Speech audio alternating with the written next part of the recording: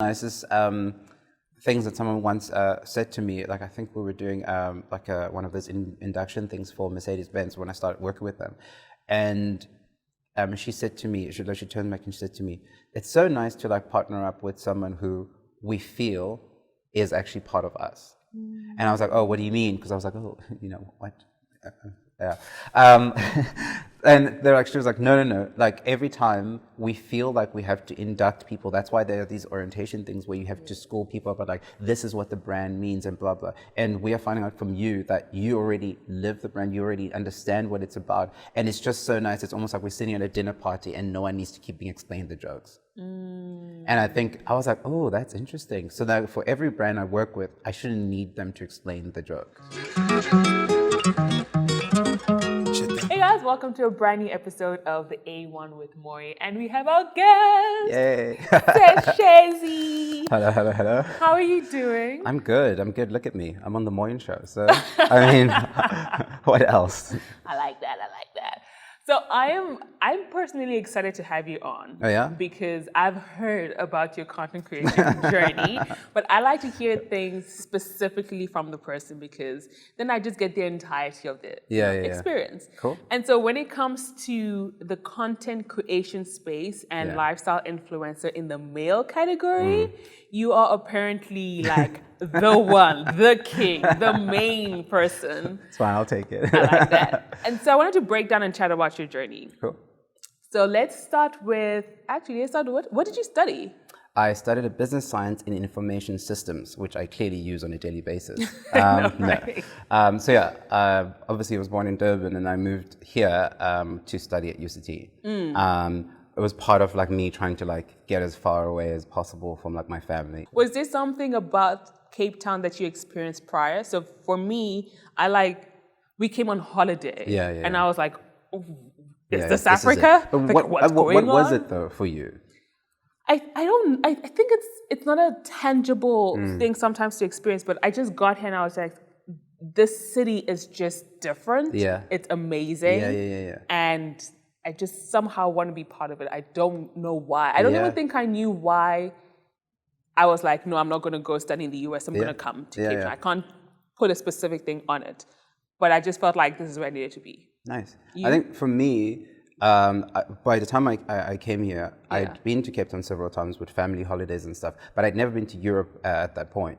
And for some reason, without knowing what Europe needed to feel like, it somehow felt that way. I remember the one thing I always used to talk about, which no one used to understand, I would always say, they have cafes on the street. And there was nowhere else that felt that way. And I was like, well, I like that and I want to go there because I want to sit on the street and have like, my lunch and stuff. But clearly, like now that I know better, it was sort of like some kind of signal towards like a bigger city, a more European sort of like lifestyle, I guess. I think it is that European feel. Yeah. I think there's just, because I also had not necessarily at that time hadn't been to Europe, but there was just an attraction of something different, a feel that was different, and Cape Town houses that. Yeah. Cape Town's layout is also very based off of a European-based, layout, so it kind of worked out there. Yeah.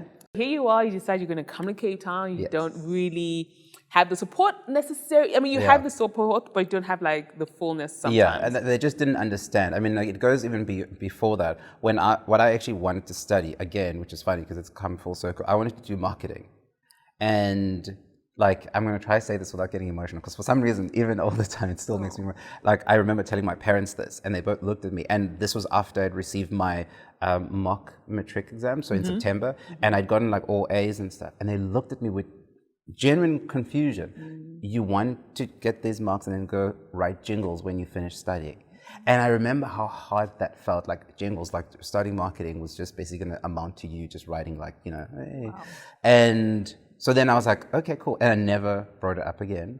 I studied something more serious but now, look at me, I'm back in marketing. That's the thing. And I love the ability to just go for it. Yeah. Because that is enough to have somebody change their path immediately. No, true. Definitely. I had experience where my aunt I wanted to study dance. Oh, nice. So my aunt was like, what? Yeah. Like, how? What? Yeah. No. So Yeah. my I think fallback that's was one of the marketing. universal African experiences. You don't have to be South African or be like anywhere specific to know that like an African experience is one of confusion if you want to study something that's artistic. Yeah. And I think I can understand it. I completely understood where my parents came from, because when you look at it from a traditional point of view, all of these things that we now can and want to study probably came more naturally back then. Like if you wanted to be a painter or an artist, well, the village painter just painted. They didn't go study something. If you want to be a dancer, well, you just started dancing and then that was it. And, you know, she was known as the one, but no one knew where she got it from. She just felt it. And so I think for them, you can understand why it's confusing. Like you want to be taught how to do the thing that's supposed to come from you? No. Yeah. Absolutely. There was some tweet or post recently like that pretty much said, forgive your parents for the dreams you went for that they could never go for. And I think it just put in a beautiful perspective at that time, to be able to even think about doing something like that would be the most far out thing. So here you are, you're in Cape Town. What happens? So I'm in Cape Town, and I remember, so I've always loved like sort of lifestyle kind of things. Even at school, I remember like we'd all wear the same uniform. I went to like a Catholic school, and yet like my uniform, I would always have to take it to the tailors because my pants needed to fit the right way. And even when we were eating certain lunches, it was all like boarding school food and a Catholic one, so it wasn't great at all. But people knew that there were certain meals that other people didn't like, that if they had an extra one, they would need to come swap with me because I would want it. It was always the weird stuff, the more interesting sort of things. So that there was always a bit of that. And so when I moved here, I was like adamant to try and find out what else I could get out of this experience. And when you're at UCT as a student, no car, you don't really get access to what actual Cape Town is. You just like, you know, you go to Rondebosch and then you go to Claremont for an outing to go to Cavendish, and that's about it. And in second year, actually second semester of first year, I met a guy who ended up becoming one of my best friends at varsity and at the economics lecture. And so then by chance, we were in the same class, same tutorial, as well as accounting. And then we became friends. And 2 months later, he had decided we were really good friends. So he invited me to his 21st, which was only 5 people, at a restaurant called Madame Zingara, which was like, you know, a thing back then. And so then he came to pick me up to go to this dinner in a G-Wagon. And I was just like, what life is this? So then he took me to town. But I remember in my mind thinking, this all feels right. I should be here. Like, this is how my life should be. You know, as we're talking, I'm realizing that there's a development for a certain taste. Yeah, definitely. Because, so I ended up not going to UCT because my teacher at the time was like, you're very hands-on person. You're a very practical kind of person. And UCT wasn't going to give you that. Exactly. No. And her daughter was studying marketing or business science at the time. And so I then decided to go to varsity college because the way the program is set up, you could work and study. Hands-on as well, Exactly. And here I am in the class of really wealthy kids. And seeing their houses and seeing this setup, and I'm just like, okay. Yeah. Okay. You know, I think that's the difference, because I think other people, so we had like a group of friends that, you know, we would all hang out together, and you would see some of them getting overwhelmed by this sort of like Cape Town experience. And for me, it was just like, I know I don't have that, but it doesn't overwhelm me. I'm like, cool, I'm chilled. I'm supposed to be here. So I think that was when I was like, okay, cool, this feels right. This is the right way. It's touching, you know, certain buttons in me, and I know that I'm in the right place. So was that when you started experimenting with like... With lifestyle stuff? Lifestyle? Yes, I would say pretty much, because then at that time, all we ever did was be at school during the week, and then on weekends, I would basically spend it at his house, because his mom like basically just thought that like the house should be open to all the kids. And so then we would all spend the weekends there. We'd host these ridiculous parties with like, you know, champagne. We didn't even drink that much. It was just, it looked nice as a picture. And because I think I was like not even 20 yet. So like, you know, I wasn't drinking much back then. A lot has changed. And so then like, you know, living in like Johannesburg over the weekend, partying and going everywhere. And you get to see how you get treated. Like, and we weren't doing this to show off. The only car he had was the G-Wagon. So then it just happened that we would show up in places in this ridiculous thing. And what was nice for me is that being his friend, it took away the level of like feeling pompous about it, because for him, he didn't treat it or see it as wealth. He saw it like, this is the car I have. I got it from my mom. It's been in my family for so long. It's not really a special thing. And so then you get to live life through thinking, cool, I deserve nice things, but I don't need to gloat about them once I have them. Absolutely. Yeah. Sure. So you finished studying university? So I finished studying first, and I worked as an analyst. So what happened was, South Africans at the time used to go on these gap years to the UK. And so that's how old I am. And then by the time I finished, so then I wanted to take a gap year to do that because I was always a grade younger. Because I skipped a grade when I was at school. Gotcha. And so then my parents were like, cool, we would love to send you in a gap year, but like, it's too risky. How about you first do school and then we'll take you on a gap year for after school. Now that we know you don't need us anymore and you've got your own degree. So I was like, cool, great deal. But then by the time I finished, the whole rules had changed. South Africans now needed to apply for visas and blah, blah, blah, and you needed to have a sponsor of a certain amount of money. And so then it was a thing that my parents were thinking, okay, fine, we'll do it because we promised it, but it's now going to cost more. Then I was like, oh, actually, I've just discovered that I love Cape Town. Can't you just pay for me to stay here? It'll cost you nothing. Just, pay my rent and stuff. And I'll get some job or something.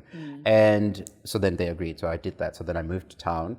But 3 months into this gap year, I got headhunted by Metropolitan. And a lot of my friends I graduated with had been offered this graduate recruitment programs. And they don't pay that much. Nope. And then when they hired me, those had been done. So I was being hired as a job. Like my money was different. And I knew what my friends were earning. I was like, oh yeah, I want the money, so I'll take it. So then I ended up working. So my gap year was only 3 months. And that's how I ended up actually staying in Cape Town. In Cape Town. So talk to me about now working corporate 9 to 5.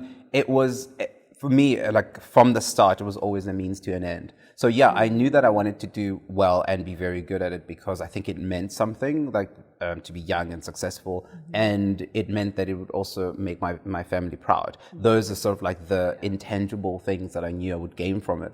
But what I knew on a tangible level that I wanted was to be able to get this job, get as high as I can, so I can earn as high as I could, and then be able to travel, buy the nice things, live the life I actually want.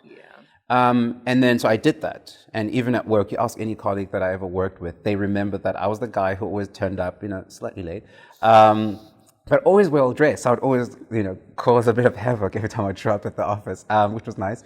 And then I would basically use all my money to go on holiday.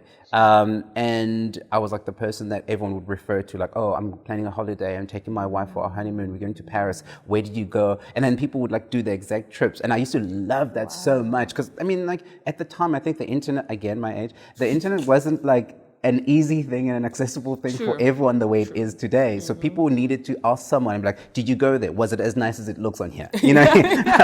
Tell me in really, yeah. And I was, the trip advisor. So yeah. How often did you travel? At the time, I think it was 3 times a year. Okay. Yeah. Which now seems normal because the world is more open before COVID. But at the time, it was seen as quite extraordinary. Like, I was, relatively young once. Like being 21 on your first year of work and pouring all of your money, which wasn't a lot. But I was, fortunate. My parents were paying my rent. They didn't know they were doing this, but they were actually paying for my groceries as well. So when I was at varsity, I stayed at Res, so I didn't need actual groceries. And so my mom gave me her Woolies card, and at Woolworths, like, you could go get food and stuff like that, all the little treats that you can't get at Res. And I just kept the card. And because I wasn't spending a lot of money on it, I don't think they ever noticed. So basically that whole year, they were also buying my groceries, even though I had a full job. So my life was nice. I had a really nice apartment. I think actually, maybe my apartment now is on par with that apartment, but at the time, then I went through a dip when I was actually paying for my own life.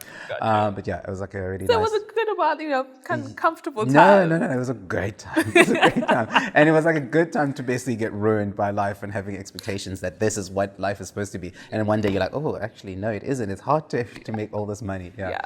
So when did that moment come in where you're just like, okay, this is real life in terms of like, I'm fully now dependent on me? No, it was soon after. So like, for instance, I lived 1 year and then when the lease ended and the landlord sent like the new price for the next year, my parents just forwarded it to me. They're like, hey, here's the email about the lease if you're staying on. I was like, oh, no.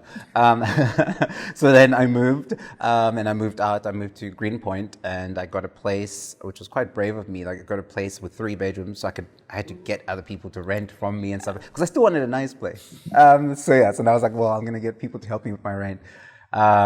So then that's when I realized, okay, cool, this is how, and I had to like budget and do all that stuff. And I even remember that after my parents, I kind of kept my life the same, which was really stupid. And then I ended up getting into like credit card debt, which you know, you don't realize at the time, but like all I had was like 6,000 rands in debt. But like back then when you're earning like, I don't know, like 6,000 was a lot of money for me to be in debt. And so it was like, I remember that trip specifically, went to Switzerland. There was a lot of like fondue and chocolate. And I bought gifts for everyone. And Switzerland's expensive. And I was like, why am I here? I'm loving it. So yeah. But I think like your 20s are a good time to make those mistakes. Those mistakes are completely. It's a good time to get in debt. Yeah. Because there's still enough time to recover. Oh, completely. And just have that kind of experience. Yeah. No, while you're in it though, you don't feel like you're going to recover. Because I remember before it got to 6,000, it was 4,000. And then I got my bonus one time. I think it was around like July or August, whenever we got our bonuses. And it was such a nice bonus because I wasn't terrible at my job. And so then I was like, oh, cool, let's go on another trip. Yeah. And then to spend the bonus, which is all things I would not recommend people do it nowadays. So I did that and then came back with an extra 2,000 on the same credit card. So I'd spend the bonus plus added to my debt. So I was like, cool. But like we said, it was I'm sure at the time it seems like a lot. Yeah. But in hindsight, it was probably the best time to make those kind of mistakes. No, definitely. No, true. I wish I'd made more, actually, to be honest. Yeah. When did the content creation life come in? So a lot of people don't know this. When I was still working, I was probably like in my second probably my second job. I was not necessarily like stimulated with my work. All I wanted to do was like do the lifestyle stuff and travel. But I was also doing work that somehow came easily to me. So then I was getting promoted all the time. I was getting given new projects. So that came with like bonuses and money and stuff like that. So I kept on just like spending more time living rather than actually working. And my boss even knew that. And so at some point she would always say like, do you love this? Because like, you rock up here whenever you want. You leave here whenever you want. I used to take these long lunches. So while I was working, my office was right across or perpendicular to Hemmelhuis. Yeah. And like there were no 21, 23-year-olds lunching at Hemmelhuis. It was all, ladies who lunch from Higovale and Constantia, and me, me and my colleague. We were just sitting there, which was just like, that was the thing I wanted to do. That's where all my money was going. Everyone else was like saving up for like, I don't know, buying houses somewhere in the northern suburbs, starter homes. I had no dreams of that. I was like, no, it's okay. Can I have the squid, please? And so then I did that, and at work basically became this person who everyone would be like coming to me for like itineraries. I would send them tailor ideas. I would go shopping with some people, like, people from debtors or collections, like people I didn't even work with in the same department. They would come to me like, hey, I have a christening for my child, blah, blah, can you accompany to go buy a suit? I was like, cool, let's go, Fabiani. And I realized I was really loving this. So I started this blog. Okay. And now I look so I've always avoided like the fact, oh no, I don't blog. But I did. I was one of the very first people actually to have a blog, and I won't even tell you the name because it makes me cringe now. Because we would I go hope look it's not for on the it. internet anymore. And I used to write reviews of different runway shows and what I thought of them, and I used to put there all my trips and stuff like that, even to the winelands and things like that. And a lot of people were reading it because no one else was doing that. And this was like literally as blogs were starting. It was on Blogger. I don't know if they still have that anymore. Yeah, and so I did that, and with that, I started wanting to put more images. So then I started taking photos. I bought a camera. That's when it sort of started becoming more serious. And this was like probably like around 2010. So like a long time ago. Yeah. But then I lost interest in it as soon as I like changed jobs. So then I left like the corporate world and I started working for like a startup. And then we were really busy. And that was another place that sort of elevated my sort of like taste level, because I was working for this guy, and he was a Dutch guy, and he wasn't here most of the time, but what he wanted us to do with his company was to present an image of a lifestyle. So then that was the reason why I was given the job. And so then, sure, I was starting an office here. It was really difficult, and it wasn't in the sexy industry, it was in logistics, but we needed to make sure that it came across as more lifestyle, because logistics needs to be the back end. The front, we are all about lifestyle. And I sold that. And we used to do it was literally the only logistics company that people knew about art. So we would host like these art walks around the city. We would do wine tastings at the office or take people around on trips during First Thursday. And so I was running all of this. And quickly, like everyone basically along Bree Street started knowing my name. People would expect me, because some of the people we were getting were people who wanted a nice First Thursday experience, which is wine and curated sort of art experience. And people would be ushered aside when our group arrived. So people wanted to be part of that. So now we started getting, relatively wealthy people who were buying art. So now the galleries wanted me to bring people. So that it was, and I didn't realize I was doing that. I thought I was just trying to make the logistics company sexy. Yeah. But I was becoming like a part of like the South or the Cape Town sort of culture. Yeah. And then from there, it was also like the birth of like social media as well. And now I was doing the same thing where I was telling people like, oh, this is where I think you should go shopping, this is where you should go traveling, or you should eat here. But now I had a platform to like put that stuff so that instead of like, writing a million SMSs and sending like MMSs to people, I could just be like, you know what, I've got a platform, just go check there. I'll post everywhere I eat that I like, and you're just going to find it there. And I think that's how it started. Sure.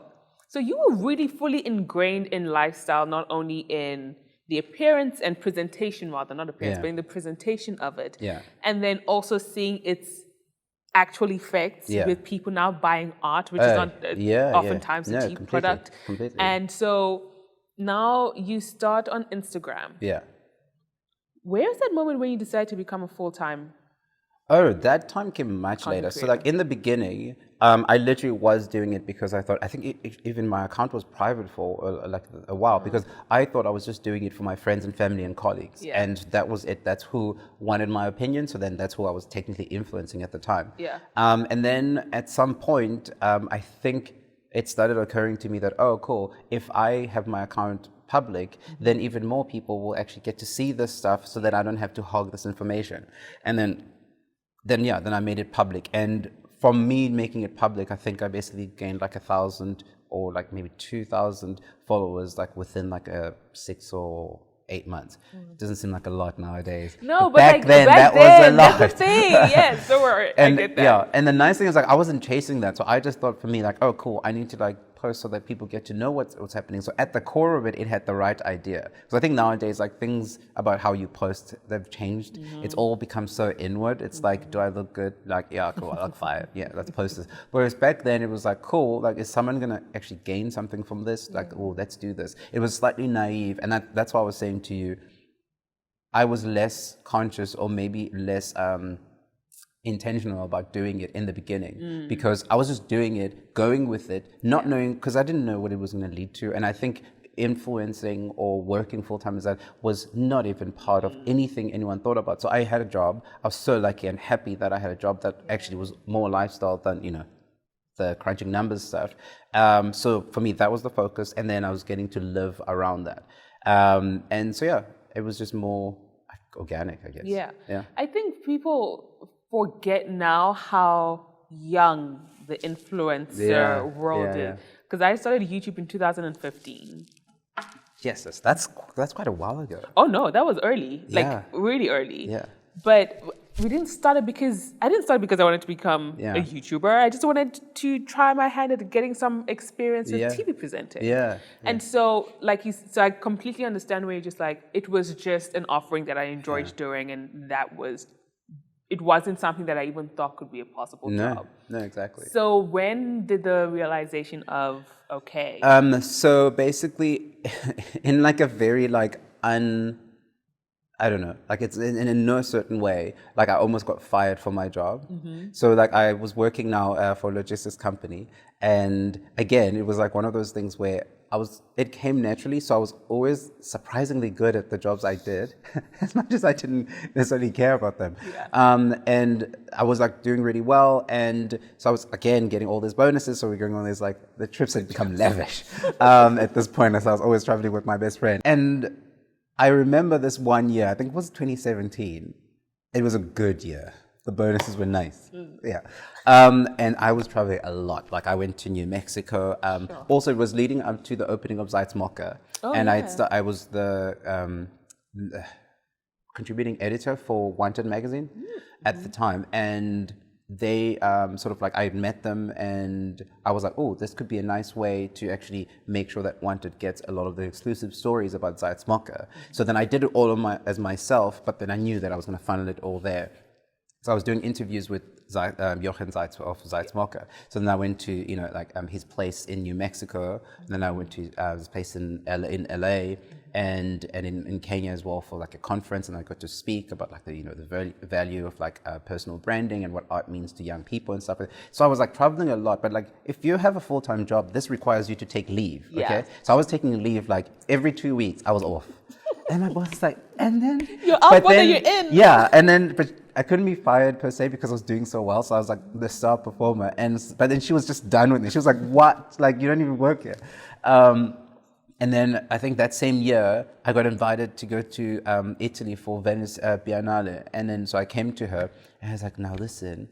And this time I'd done a lot more trips than just these ones, trust me. And like I was way over my leave. I don't know why someone was still approving them.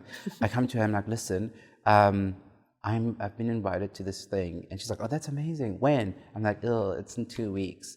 And then she's like, "No." I was like, "No, listen, hear me out." And then she was like, "Okay." So then I tell her, I was like, "Listen, I really need it. I need 2 weeks." And she's like, "Why 2 weeks? You invited for 3 days." I was like, "No, but you can't go to Italy and then just come back." Exactly. And her error was finding me amusing because she burst out laughing instead of being angry. And I was just like, "Oh, that's sweet." And so she let me go. And so then when I went on that trip, while I was on that trip, she sent me this long text message, like as a personal message, not like via email. She's like, "Listen, you have been out of this office for whatever number of days. I know that your heart is not in this. Yes, you're good for us because you're doing well, but I don't see it being a long-term thing for you. So why don't you just try this thing, like properly?"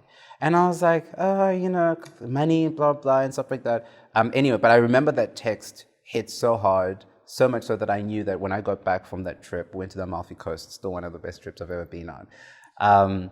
When I got back, I resigned. Yeah. And purely because by that time, when I got back, I was going to go to New York in a few months' time, and I knew that there was no way that she was going to give me leave, and if she did, she would get fired. So yeah, and that was it. That was like the push, and it was just more things happening to me, not because I felt like I was ready for it. Yeah. Yeah. So during this time, so pre the decision to now venture fully into this lifestyle, were there any challenges, or it was just like a really good time? Because there's periods of our lives that's suddenly, for the most part, good. I think because I didn't think this was going to be a job, I didn't encounter a lot of challenges around it. And like I wish like I did, because then it would be more of a useful story for someone who's actually watching this. But I didn't really, and purely because I didn't think it was going to be. So I thought for me, when I left my job, what I would do was start a production company and continue doing more writing, which I was doing, and I love writing. And I was going to like work behind the scenes to actually produce content for others and produce like campaigns and ads, because like the ideas were always there. I was like, I'm always teaming with like creative stuff, but I don't necessarily always want to be the star of those ideas. And so that was my plan, because I was still thinking like, corporate mindset. So I was like, cool, this is what I will do. I'll form a company. And I did, like I registered a company and all that stuff. But all of the work that I got always needed me in front of a camera.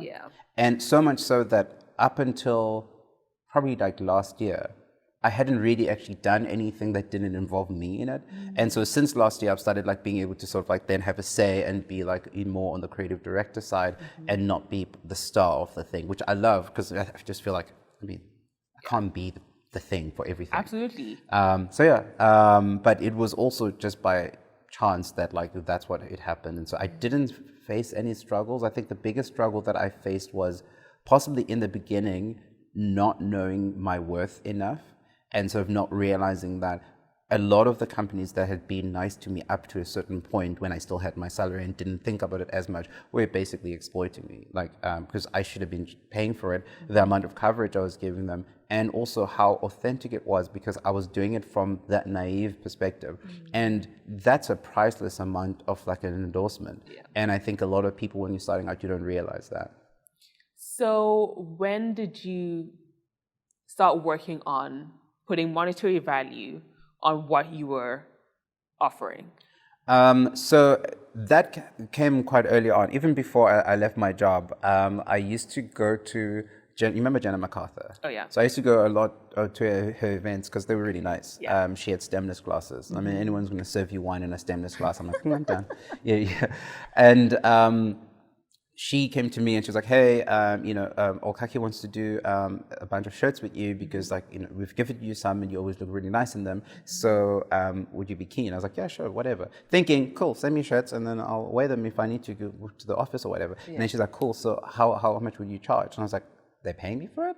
And then she was like, well, I think you should charge for it because you have such great content and blah, blah. And so she was the one who was like, no, this is worth money. Yeah. And I was like, oh, cool, thanks, girl. So then she took me out for a drink at the gin bar and she was like, okay, cool, now listen, this is what I think you can charge. You can start here and then you can up it based on your engagement and your numbers. And I was like, mind blown. So I was like, cool, fine, let's do it. Like, I'll charge whatever you think. And so then that was the start for me. And I'm grateful for her to have done that because I don't know at one point I would have realized I needed to charge for it. And also I would have needed to have the confidence for someone to approach me and then me to say, you have to pay me. Whereas this time around, it was the PR themselves saying, we will pay you. Yeah. And so that made it like a lot nicer. Yeah. That is because that is probably the thing that most creatives, not even like an influencer, social media world, content creation, it's the thing that we struggle with the most, right? To put monetary value on what we offer, because we know to some degree what happens down the line, right? Customers actually buy these things. People actually engage in these things. I think that was really cool of Jenna, first of all. It was incredibly cool because I think brands don't only just want to get away with not having to pay you, but they also are preying on the fact that, like, it's like a human existential crisis to know your worth. It's just such a hard thing that, like, if someone continues to tell you that you don't have it, it's so easy for you to believe if they're a brand and you are you. Yeah. Because you already see the brand in its glory because it's the brand. It takes a lot to break down those barriers. One thing that I find for me is I've always been fortunate with, besides Jenna, coming from a corporate world. I am just like, I just have way less tolerance for you thinking that you'll have my time and not pay me for it, or you'll have my creative and not pay me for it. And I think, again, that's a sad thing because a lot of the people in this space haven't had a corporate experience. These are people who cave when they sit in a boardroom. That's where I come alive. Like, I love, like, if you tell me there's a campaign that we're being discussed and we have to meet in a meeting or a Zoom session, or our CEO is going to be there, I'm like, bring him. And I think a lot of the time people say it almost as like some kind of armor to say, well, our CEO is going to be there. I'm like, no, that's the better. Instead of having to tell you and you have your broken down telephone to relay, no, I'll tell him himself, or her herself. So and I think if people could be equipped more to actually just be confident and comfortable in those spaces, it would actually do a lot. It's true because I realized, so I didn't come from a background of corporate. So I struggled. In the beginning, In the beginning. And I realized very quickly. She's not struggling. No, listen. We're still trying to learn a few things though. But I realized that the influencers and content creators that either had corporate experience or agency experience just knew what to charge. And just also because the amount of money you can get paid for it seems like sometimes feels like, wait, what? Like that level of money? So you almost feel unworthy by yourself to ask of that. I think what was beneficial for me was that I had other friends and their community was smaller than mine at the time and they were charging like almost 4 times more. And so I was like, oh, okay. So I'm actually worth that level of money. Because I think with time, one of the things that, like I said, as people talk about you, they speak about very, very highly of you, especially in the male influencer space. But I think what has been interesting to see is that you've been able to not monetize, but you've been able to carry this for yourself. And so I know there's that appeal of like, oh, because right now, far from where we started, it's how many followers do you have, right? And based off of the followers is based off of how much you can charge. Which is a very flawed system. I'm so lucky that I'm out of that vortex of price versus like numbers game. I wish I knew, or concretely why or how I got out of that. But I think for the most part, it stemmed from me being, I don't know, too lazy to work with brands that would stretch me too far beyond what was real to me. And I think, so then it made the work that I was doing so easy, and then it came with the boring word, authentic. And so because I was working with only the brands, so like most of the brands that I ended up partnering with, these are brands I was already consuming when I was paying for them with my own money. And so it was just so easy to have to then, in like kind of like imbue them into my lifestyle and then say, cool, now, yeah, sure, they are paying me now to do this, but like this is what I would be using anyway. And even today, when I'm in between things, I'll still buy that product with my own money because that is actually really the thing I'm using. Yeah. And I think that helps because then you learn to just know that, okay, cool, this is going to cost me this much and this is the value of what I'm putting into this. Well, I'm not going to take anything less than that. And you have to then go through a very uncomfortable period where a lot of people are saying, oof, too expensive. No, oof, too expensive. And like, you see, for me, when you're saying you've heard around people saying things about me, I thought that's what you're going to say because like I get told that all the time. It's like, really? Oh, of course, we've heard. So actually, I was like, oh no, come on. No, this is what I heard. I heard that Seth Shezi is, he can charge. This is literally what I charge. This is what I heard.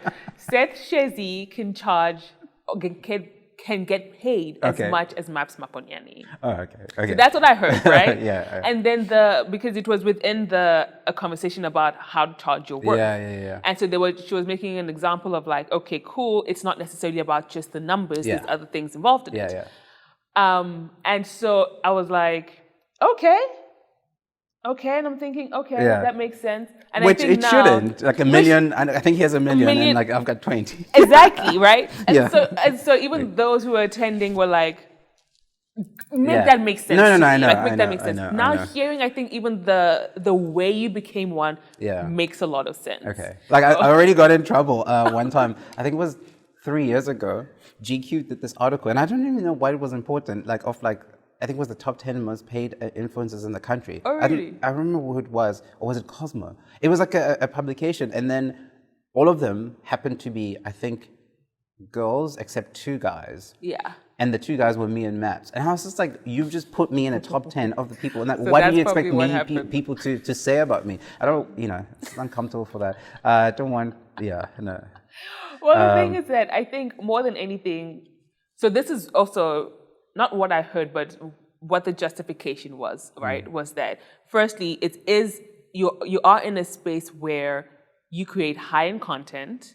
There's not a lot of male lifestyle influences. Yeah. So there's specific people you can go to, and so you're going to pay what they're worth. Yeah. So now with you saying that you had to actually stick to your guns and say, you know what, I'm not worth anything less than this, and this is what I'm going to do. Yeah. Talk to me through that process, because at one point, do you think, am I paying too much? Yeah. Because I know sometimes as influencers we see an amount, and some people say that we're worth that. Yeah. But then we're like, but are we? Yeah. No, completely. I mean, it's really hard. So for me, the one thing that I knew is I needed to make sure that I keep the salary similar to what I was getting paid in corporate. Yeah. So that was just like important for me. That was my goal. And then the second thing is, when it came to people saying, well, you're too expensive and blah, blah, I did also have doubts. I was asking my friends all the time, like, okay, like, do you think this is too much, blah, blah. And I also was fortunate, and I had the privilege, which unfortunately I know is a privilege, of having worked and had a nice job prior. So I had savings and stuff like that. So during the time where people were telling me that I was too expensive, I could continue doing me and putting out content that is of the same quality on my own buck because I had those savings. And I think that's fair, because if you're in the creative space, you're not likely to have tons of savings and stuff like that. It's just not realistic. But because I had worked, I was just lucky in that way. Yeah. And then you just ride it out for a while. But I mean, I still get told I'm expensive even today. Like I had a campaign just a few weeks ago that we were on a Zoom call for, and it's like, for watch brand, that's what I'm gonna say, and they said no, like outside of the budget, and I was like, okay, cool, that's fine.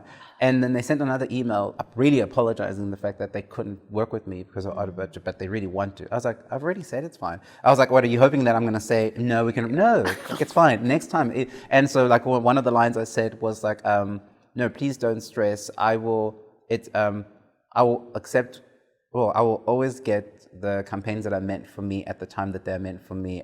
Until then, I'm sure they've gone to the right person. Wow. And that's it. I love that. But that's actually how I feel though. Like, because the minute, like, I went through that phase as well, don't do it, where you just like grabbing everything that you see because you're thinking, okay, well, I need to capitalize. No, like, there's certain things that are just not going to be worth. So if you have, most creatives, when they ask me, because like, people DM me a lot, I always say, have a rate card. Because it takes away so much more noise, because the minute you've decided and agonized over the prices that actually feel right to you, and everyone asks you for, like, you know, charges and stuff, you send them that, there's going to be like 50% that fall away.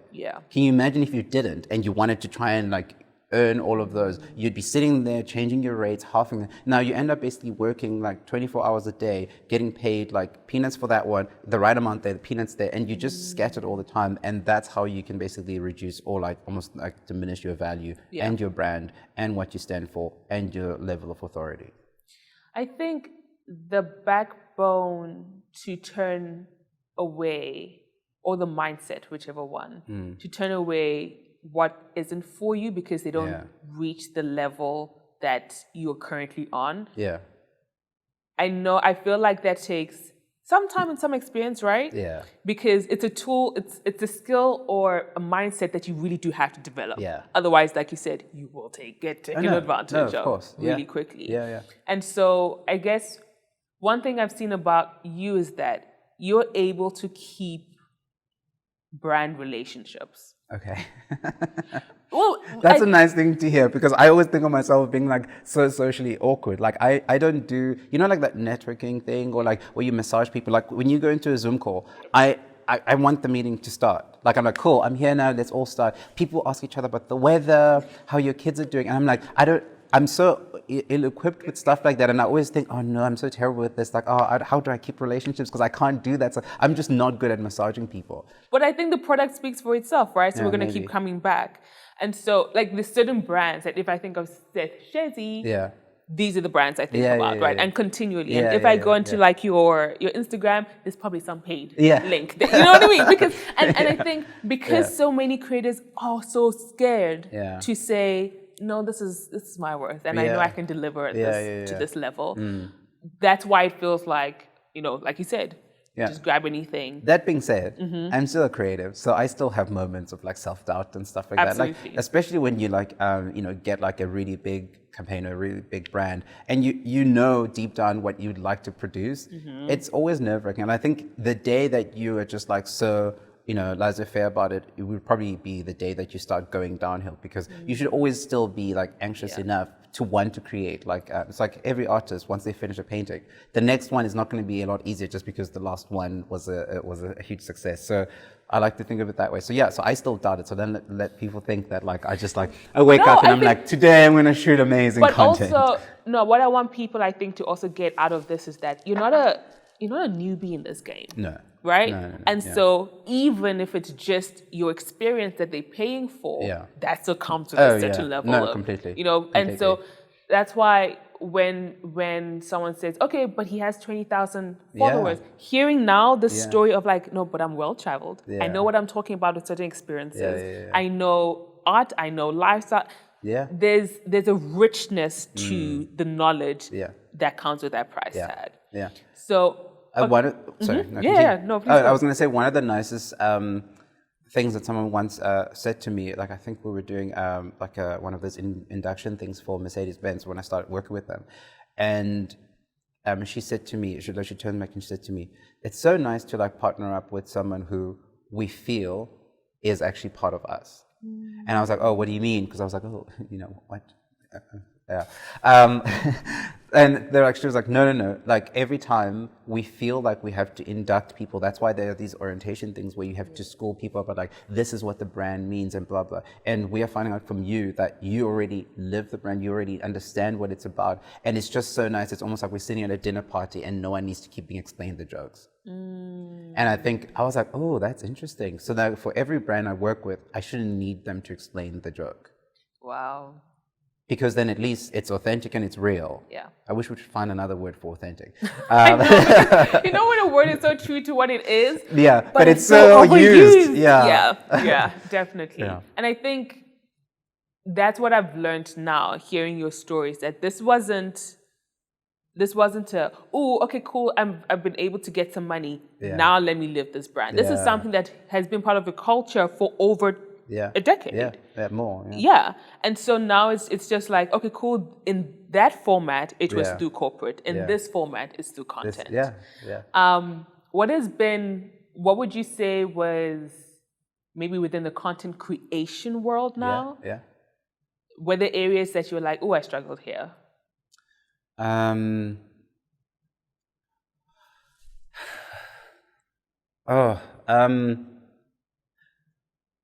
think, this is probably not even answering your question. I struggle with the relationship between me, agency / PR and brand. And I don't even know if that answers your question, but that's, I think for me, I find is like where my biggest sort of strife really lives. Because I always have an idea of how I want to portray the brand. And somehow, without bragging, that always resonates with how the brand wants to be portrayed. And then there's always like this in-between person or people or group or whatever entity that you have to go through. And they're always the one that just like throwing this like little curveball in between. And I've had to like submit content upon content for stuff. And I'm just like, I don't get how I'm getting this wrong. I really like this brand and I really get it. Only to find out later on that, oh no, like brand actually loved the thing. And it was just, and I'm like, oh, like. That is so true. I was telling someone that I just prefer pitching to the brand. I know. I just want to call the brand and be like, can I set up a meeting with the person I need to set up a meeting with? So a lot of my journey did not involve agency because I mean, my first paycheck was through an agency, which I'm grateful for. But once I realized, because the content I was creating, especially at that time, was celebrity entertainment and stuff like that, it wasn't the norm. It wasn't wear this T-shirt. Exactly. So it needed to be thought through in a different way. And I just felt like my experience was better with brands than with agencies. Oh no, I can still say that like 100%. Like I'm trying to think now, and I'm like, yeah, sure, there are some agencies that are lovely, but it's like they're not. I don't think it would be any less lovely if you went directly through the brand. And unfortunately for me, which is why we need a full-on back office. Unlike you, I don't have like an entire sort of like team of people. So I need to find out what people think about me, really, because you are whole production. That's what people know, and that's the truth. So like from my side, a lot of work comes to me. And I don't think, if not all of the work, I don't think I've ever pitched to any brand. I'm just thankful that like it's usually the brands that I already like. So because of that, it does kind of take away some level of like not autonomy per se, but like level of being able to direct how things are going to happen, because people come to you, they already have some kind of idea, and then you have to be like, oh, no, we're not going to do it that way. I like this, I want to do this with you, but that's not how it's going to work. You can tell me how many posts you want and I'll give you the rates, but like, can we just have the creative part of it done by the person who's actually going to be signing off my check? And getting that right is always tricky, because agencies can be... It's tricky. Always getting somebody involved in the middle is always tricky. And so I completely get that. For you, I'd love to know from your perspective as a male in this content creation world. How do you find it? Because from I don't know if I should say girl's perspective or whatever. I feel like men are able to charge their worth better, and the receiving individual is better at receiving that than as a female negotiating things, right? No, completely. But I think it goes back to what I was saying earlier, is that people prey on people's worth and self-worth and insecurities. And because of the world that we live in, there's so much criticism that's placed on women just as a gender. And so because of that, it's going to make you way more critical of yourself. And now you're playing within the marketing and advertising space, even more superficial and needing the image thing. So there's so much more to pick at from women. Like, for instance, you look at most of the girls that have to be successful influencers. They have to look like you. They have to be in shape. They have to be beautiful and everything. I am 5'9" for a guy. I'm not even like model height. And I mean, I do okay with this face, but it's, it's this face. That's all I have. I can't, do anything else. And so it's kind of like a lot less jarring from a guy's perspective in terms of your image. Sure, I could go to gym and have a six-pack and things like that. But, when I have a nice suit on next to a guy who has a six-pack, I look just as nice. Yeah. You know, you wouldn't want me naked, but like, I get you. yeah. And so I think those are some of the benefits that, you know, guys get to enjoy. And purely because also numbers. There's far fewer guys that are doing it than there are, you know, women and girls. And so you Why do do you get think paid that more. is? Is it just... I think because there's still, I mean, I think specifically in South Africa, because internationally, like, there's a lot of like male influencers. But like in South Africa, for instance, when it comes to content, there's still a lot of like, I don't want to call it shame because it's not shame. It's like, what's another word for scum? What's scum? Like, what's... You sure? Yeah. Looking down on them? Like, maybe not even, but it's more just like guys find it quite like self-conscious about being open about liking content. Gotcha. I think that's it. Yeah, because even their habits of how they consume content, guys don't double tap.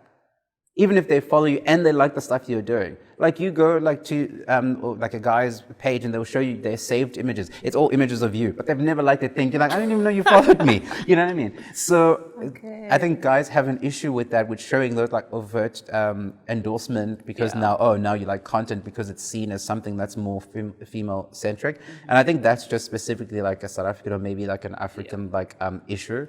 And so because of that, then less of them will want to strike out and do that.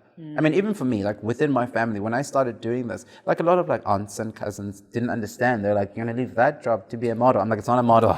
Sure, you'll not understand it now and you'll say what you will, but then at some point, hopefully, as the world moves, you'll get and understand what is that I'm doing and what value it actually adds. Yeah, sure. Now, this is a question I get asked as a content creator who lives in Cape Town. Yeah. Why didn't you move to Johannesburg? Sure. Did you ever think about it? Before I started working, my idea was a gap year in London, come back and go to Joburg. Okay. But it was purely like a work decision. So now, as a content creator, I've never thought of moving to Joburg, purely because it doesn't speak to how I like to create content. Okay. One of the small examples I'll give you is most people that I follow who create content that I like and are based in Joburg, they will go to a street corner and take a photo, move to the corner next door, change outfits and take a photo, and then go to that other place and take a photo, and then go to, I don't know, somewhere in Fourways and sit at a cafe, smile and take a photo, and then that's it. That's content done for the next 2 weeks. Yeah. I don't create like that. Like for me, like unless I'm doing a campaign where then you have to shoot on location, my content is live, the things I'm doing. If I happen to be having lunch somewhere, and that's what I want to portray because that's what I'm about, I will take a photo. My only job then is to make sure that that photo is incredible at the time. If I need a video or a reel, I will take a nice reel at home, me getting ready to go somewhere. I'm not going to put on that outfit and then take it off and put my pajamas and sit. No, like, so because I prefer that. It's just, maybe it's a laziness or whatever. It has to be part of the lifestyle that I'm actually living. And I think I wouldn't be able to do the Joburg sort of like thing. Yeah. I think we're going to abuse this word. Yeah. But the authenticity. We're back here, yeah. We're back here. Yeah. But I think you've just stayed so true to who you were, who you've been this entire time. Yeah. And now it's just putting a camera or video in it. Even the fact of like, oh no, I'm not going to change outfits and then take other photos, which would be a content creation like standard, right? That would be like the norm. But I think it's acceptable and understandable in Joburg because, well, some of the outfits that they wear, where are you going? Yeah. You're not going to go wear that to go to Sandton City. You know what I mean? So, whereas for me, being here, it's kind of like the lifestyle is also easier. If I feel like wearing like a ridiculous outfit, I have somewhere to go. I could go to the Winelands with it. And then, now the outfit actually makes sense. I'm wearing it and I'm going to enjoy it for the day. And also the kind of content that is in Joburg, which works for Joburg, by the way. I'm not trying to knock it. Like, I'm not going to be in like a full suit and a bow tie crossing the street. It's just also, like, as much as I love a suit, like, I mean, I'm partially wearing a suit today, but like, I love a suit, but in a deconstructed slight way, because that's how I'm actually going to live for the day. And as much as I love a suit, like I don't feel that comfortable in a bow tie and everything like that, like all pulled in together for the whole day. Yeah. So then when you're going to do that, then you have to go do it and pose for a photo and take it off again and put your sweats on. I understand why you're doing it, but like, yeah, unless someone's paying me to do it, like that's not going to be my everyday content. Yeah. And in regards to Johannesburg, the appeal of it would be, but you'd get more business. Would I? In Joburg. I don't know. Like if you do good work, I think stuff is going to sniff you out. Like most of the agencies that I work through now are based in Joburg. I'm like, hey, hi, how'd you find me? And I'm fine with that. Like they'll find me and it's okay. Yeah. Yeah, like I just feel like, well, maybe Joburg has more people, so then those people should be working more and I shouldn't be trying to get their work. I think more of on a strategic level, there are reasons to be in Joburg, but then take a flight to go to Joburg and have your meetings there, strategize there. And being able to create content is never going to be dependent on your geographical area. Like I do some stuff with international companies and like they don't need me to be in New York to be able to do that. I don't need to be in London to be doing that. So I think if you're in the right space for yourself, you can stay wherever you are. If Joburg needs to be that for you, then that's fine. Go to Joburg. But it's never occurred to me, and I don't think I will do it. I am spending more time in Joburg, but I'm going there for works that have already been booked. And I think for me, that's completely normal. That's completely fine. Like I need to go to a place to have conversation with who I need to have a conversation with. Yeah. But then I'm coming back home. Yes. But for you, have you been tempted? Because I mean, you are more on a grander scale because it's more production. So there is probably technically more opportunity in Joburg, one would say. I think I was just so in love with Cape Town. Yeah. And it has never been, no. Like I go to Joburg, before I used to say the most I could spend in Joburg is 2 weeks. Then I'm literally itching to come back. Oh, yeah. But there was one experience that happened earlier this year. That's a while. I know it's a while. Like I have family there. That's true. All I'm thinking is like that's a very high parking bill. So I always leave my car at the airport, and like every time it's always a shock. Like what? I am very glad my sisters have their cars in Johannesburg, and it makes life easier. But then there was one situation that happened earlier this year, and it made me think because I'd been hearing it so often. When you hear things a lot, I'm like, okay, I need to stop and think: is this something that am I just being silly now? I'm not. But then I came to the conclusion, for me, that if I moved to Johannesburg, I would be very SA focused. Okay. And I'm Pan-African focused. Oh, yeah. So me living in Cape Town works for me, and it works for me. Yeah. One of the things I in the beginning, when I was still in corporate, that used to irritate me is how a lot of my friends who had moved after varsity had moved to Joburg. Every time they come here, they would always be like, I tried to live in Cape Town. I really love it. I wanted to live there, but I couldn't, because it just happens to be so white if they happen to be black. And I was like, but if you all keep leaving, how is it going to change? Seth, you and I are the same person. And just like, but doesn't it make you uncomfortable the fact you walk into a restaurant and you're the only black person? I'm like, it doesn't make me uncomfortable. Yeah. It makes me feel lovely when I'm in Joburg and there's like such a nice mix. But here it doesn't make me less comfortable. But yeah, it would be great to have more people, but then y'all keep leaving. I know. Well, I feel like I have not offered anything useful because now thinking about it, it just sounds like my life has just been like this one wonderful, lovely thing, which it hasn't. So like I need to think of like some hard stuff that's happened to me. No, but I think one, I really believe that if anyone ever wonders why Seth can have the partnerships that he has, I really believe that he can watch this video and be like, oh, it makes sense. Firstly, experience in the game, any industry where you have over a decade. Yeah. There's just a certain standard, a certain level, because you've grown and learned from the experience throughout. And then the authenticity of the whole thing is like, this is how I was living prior, this is how I'm living currently, and this is how I, from here and onwards, want to continue to live at. And so I'm just going to continue showing that naturally. And in the end, the numbers, the amount of followers isn't the key to that this is true. And once something is true, regardless of what platform, what camera is put on it or not, it's just going to show as the trueness of it is. So, I think that's really awesome. Like, do you think that we've come to a point where people don't prioritize numbers anymore? Because I really think we're due that. Like, I think we're close. I don't think we're there. Yeah. By elevating the standard of how brands and agencies value creators, we are going to do better. Yeah. And also brands and platforms, the actual platforms themselves, like social media platforms, are willing now to work and collaborate. Yeah. No, one of the things I was irritated by, I was in Joburg last week and found out that 3 of us who were shooting had worked on the same campaign and all get paid like this vastly different amounts. And there's nothing wrong with that because each person has their own experience and they come with like whatever their requirements. But also at the same time, no one should be part of the same almost caliber of person that they've chosen for the same campaign should be going hungry.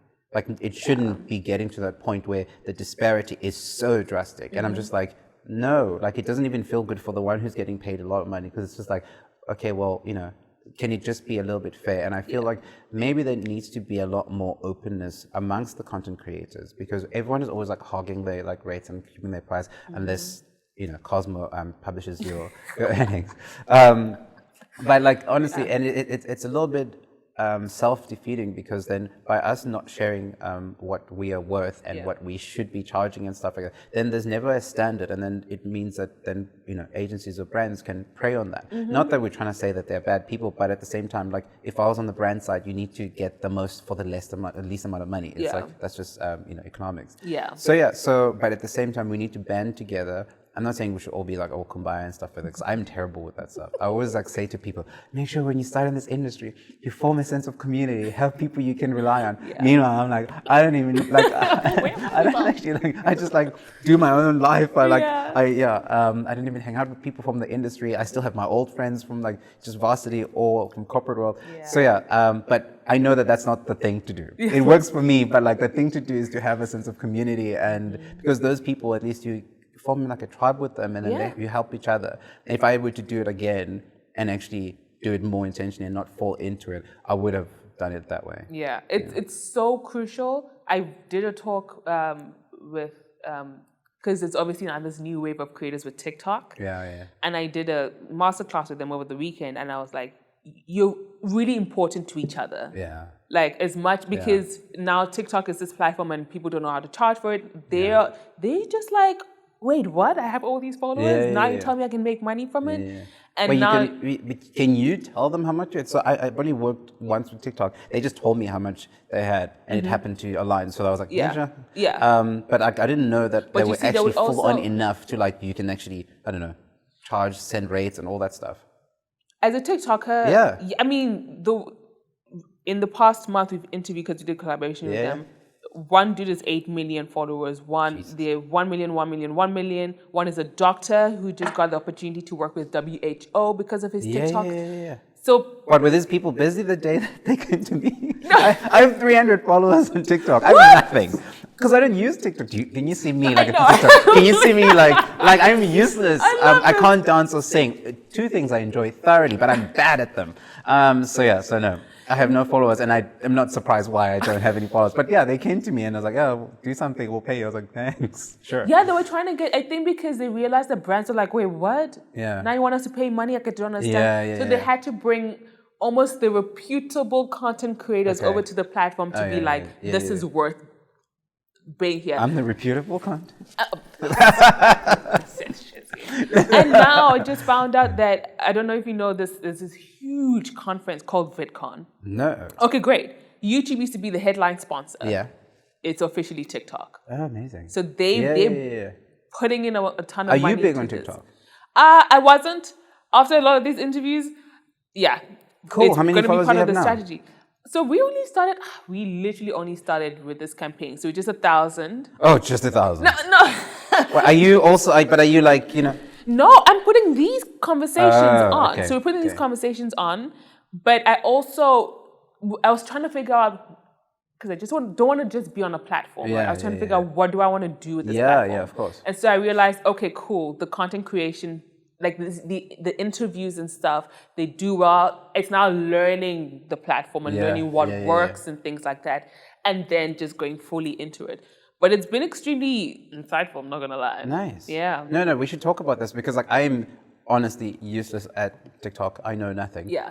And I probably only started posting after I worked in it because I was like, oh, they know me. Okay, You know the best things. You know the best things for you. Like I think it worked brilliantly.